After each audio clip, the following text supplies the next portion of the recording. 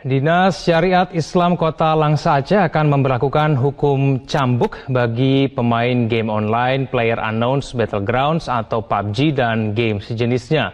Hal ini dilakukan sebagai tindak lanjut keluarnya fatwa haram terhadap game tersebut dari MPU atau Majelis Permusyawaratan Ulama Aceh beberapa hari yang lalu.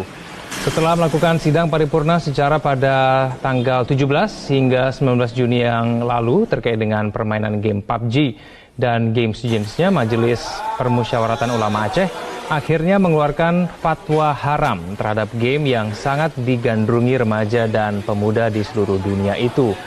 Menindaklanjuti fatwa MPU Aceh tersebut, Dinas Syariat Islam Kota Langsa Aceh akan memberlakukan hukum cambuk bagi para pemain game PUBG dan sejenisnya.